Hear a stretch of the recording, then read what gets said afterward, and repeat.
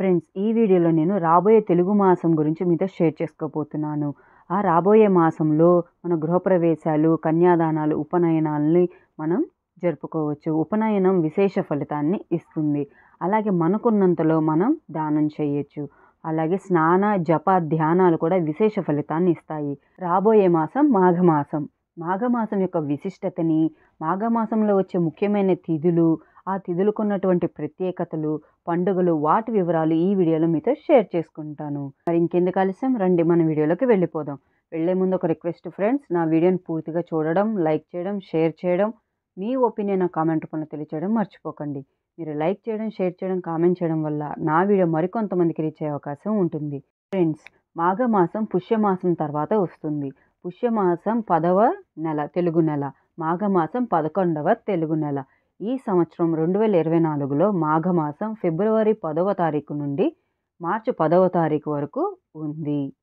మాఘమాసాన్ని సౌరమాసం అని కూడా అంటారు. సౌరమాసం అంటే సూర్యునికి సంబంధించిన మాసం.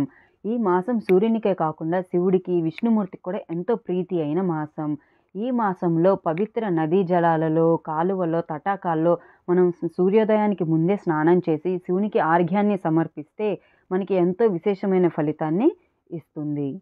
సనాతన ధర్మంలో మాఘమాసానికి ఎంతో ప్రాముఖ్యత ఉంది. మాఘమాసంలో స్నానం చేయడం, దానం చేయడం, ధ్యానం చేయడం ఎంతో శుభప్రదంగా భావిస్తారు. మాఘమాసంలో చేసే కర్మఫలాలు ఎన్నో జన్మలకు లభిస్తాయని నమ్ముతారు. అందువలనే మాఘమాసంలో దానాలు చేయాలి అని మన పెద్దలు చెప్తూ ఉంటారు. మాఘమాసంలో విష్ణుమూర్తిని, సూర్యనారాయణుణ్ణి తప్పనిసరిగా పూజిస్తారు. పరమేశ్వరుణ్ణి కూడా తప్పనిసరిగా పూజిస్తారు. మాఘమాసంలో వచ్చే ముఖ్యమైన పండుగల్లో ఫస్ట్ది వసంత పంచమి. వసంత పంచమినే శ్రీ పంచమి, సరస్వతి పంచమి అని కూడా పిలుస్తారు. రథసప్తమిని సూర్య జయంతి అని కూడా అంటారు. ఈ రెండు పండుగలతో పాటు భీష్మాష్టమి, భీష్మ ఏకాదశి, భీష్మ ద్వాదశి, మహామాఘి లేదా మాఘ పౌర్ణిమ మరియు మహాశివరాత్రి. ఈ పండుగలు మాఘమాసంలో వచ్చే పండుగలు. భీష్ముడు అంటే మహాభారతంలో పితామహుడు, కౌరవుల, పాండవుల యొక్క పితామహుడు. ఇప్పుడు ఆ పండుగ వివరాలు విడివిడిగా ఒక్కొక్కటి మీతో షేర్ చేసుకుంటాను. తిరుమల తిరుపతి వెంకటేశ్వర స్వామి ఆలయంలో రథసప్తమి సూర్య జయంతి నాడు ఆ పర్వదినాన్ని పురస్కరించుకొని ఆ రోజున బ్రహ్మోత్సవాలు నిర్వహిస్తారు. మలయప్ప స్వామివారిని సూర్యప్రభ, చంద్రప్రభ వాహనాలపైన ఊరేగిస్తారు. అంతర్వేది లక్ష్మీ నరసింహస్వామి ఆలయంలో భీష్మ ఏకాదశి రోజున నరసింహ కళ్యాణోత్సవాన్ని నిర్వహిస్తారు. కుంభ సంక్రాంతి అంటే సూర్యుడు కుంభరాశిలోకి ప్రవేశించేటటువంటి రోజు. మనకున్న 12 రాసుల్లో సూర్యుడు ప్రతి నెల ఒక్కొక్క రాశిలో సంచరిస్తూ ఉంటారు. అలా సూర్యుడు కుంభరాశిలోకి ప్రవేశించేదే కుంభ సంక్రాంతి. వసంత పంచమి విశిష్టత ఏంటంటే సరస్వతీదేవి పుట్టినరోజునే వసంత పంచమి. అందుకనే వసంత పంచమిని సరస్వతి పంచమి, శ్రీ పంచమి అని కూడా పిలుస్తారు. ఈ రోజున సరస్వతీ మాతను విశేషంగా ఆరాధిస్తారు.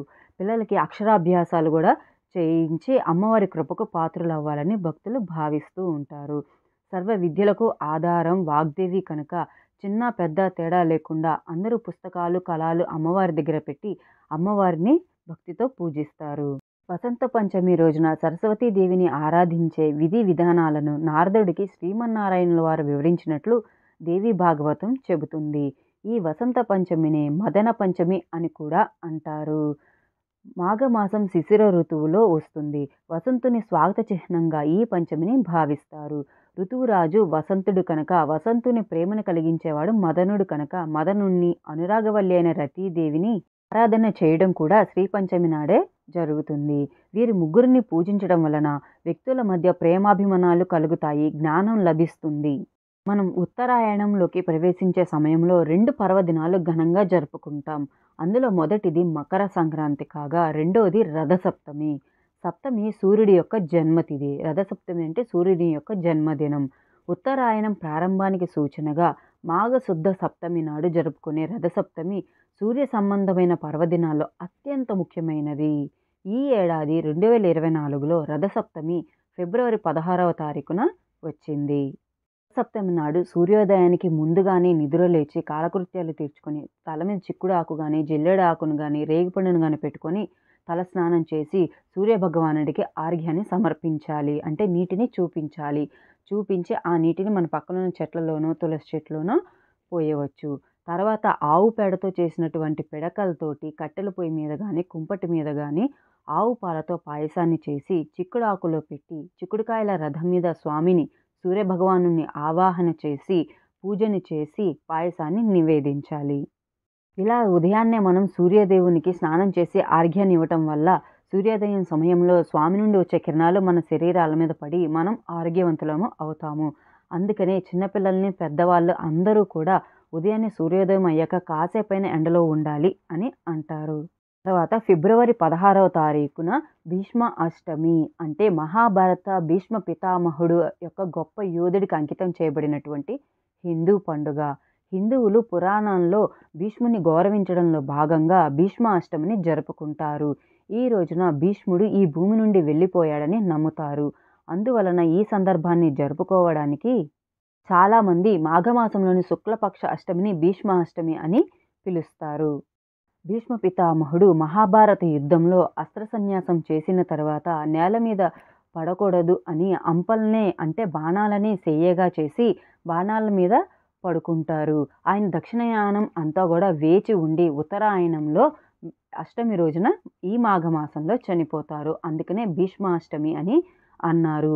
మహాభారత యుద్ధం జరిగే సమయంలో భీష్ముడు అంపశయ్యపై ఉండగా పాండవులకు విష్ణుమూర్తి యొక్క సహస్రనామ స్తోత్రాన్ని, విష్ణువు యొక్క 1000 పేర్లని వెల్లడించారు అని. అందువలనే ఈ రోజున విష్ణు సహస్రనామాన్ని పఠించడం అత్యంత పుణ్యప్రదంగా, మోక్షదాయకంగా పరిగణించబడుతుంది. భీష్మ ఏకాదశి మరునాడు వచ్చే ద్వాదశిని భీష్మ ద్వాదశి అని అంటారు. భీష్మ ద్వాదశి నాడు భక్తులు తమ భీష్మ ఏకాదశి వ్రత ఉత్సవాలను విరమించేటటువంటి శుభదినం. భీష్మ ఏకాదశి నుండి మాఘ పూర్ణిమ వరకు ఆచరించే భీష్మ పంచక వ్రతంలో భీష్మ ద్వాదశి 2వ పవిత్రమైన రోజు. ఇది కేవలం విష్ణు భక్తులే కాకుండా శివభక్తులు కూడా జరుపుతారు. ఈ పండుగను ఇస్కాన్ దేవాలయాల్లో, శ్రీకృష్ణ దేవాలయాల్లో, బంకీ బిహారీ ఆలయంలో, బృందావనం, మథుర, పూరి జగన్నాథ్ దేవాలయాల్లో గొప్పగా జరుపుతూ ఉంటారు. మాఘమాసంలో వచ్చే పౌర్ణమిని మాఘ పౌర్ణమి లేదా మహామాఘి అని కూడా పిలుస్తారు.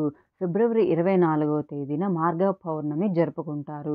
చాలామంది భక్తులు చంద్రుణ్ణి మరియు బౌద్ధమత స్థాపకుడైన గౌతమ బుద్ధుణ్ణి ఈ రోజున ఆరాధిస్తారు. మాఘ పౌర్ణమిని జరుపుకునే సమయంలో భక్తులు ఉపవాసం ఉండి పవిత్ర జలాల్లో స్నానాలను ఆచరించి విష్ణువుని, హనుమంతుణ్ణి, శివుణ్ణి, సూర్యదేవుణ్ణి పూజిస్తారు. ఉత్తర భారతదేశంలో అలహాబాద్ మరియు ప్రయాగ వంటి నగరాల్లో 3 ప్రధాన నదుల సంగమం వద్ద ప్రతి సంవత్సరం మాఘమేళాని నిర్వహిస్తారు. మాఘమాసంలో వచ్చే చివరి పండుగ, పెద్ద పండుగ ఉత్సవం మహాశివరాత్రి. మనకి భారతదేశంలో ప్రతి చోట కూడా మహాశివరాత్రి ఉత్సవాల్ని ఎంతో సంబరంగా, అంగరంగ వైభవంగా జరుపుకుంటారు. ఈ సంవత్సరం మార్చి 8వ తారీఖు రాత్రి 8:14 తర్వాత నుండి చతుర్దశి తిథి వచ్చింది. చతుర్దశి తిథి మర్నాడు మార్చి 9వ తారీఖు సాయంత్రం 6:15 వరకు ఉంది. స్కంద పురాణం, లింగ పురాణం మరియు పద్మ పురాణం వంటి అనేక పురాణాలలో మహాశివరాత్రి పండుగ యొక్క ప్రాముఖ్యత, విశిష్టతని ప్రస్తావించబడింది. ఈ పురాణాలలో శివుని గురించి, శివుని ఆరాధించే విధానం గురించి, ఉపవాసం, జాగరణల గురించి చెప్పబడ్డాయి.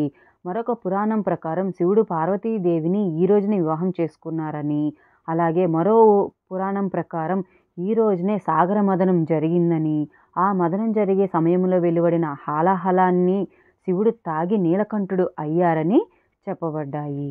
12 జ్యోతిర్లింగాల్లోనూ, అష్టాదశ శక్తిపీఠాల్లోనూ, పంచారామాల్లోనూ, పంచలింగాత్మక ప్రదేశాల్లోనూ శివుని యొక్క శివరాత్రి ఉత్సవాలు అంగరంగ వైభవంగా జరుపుతారు.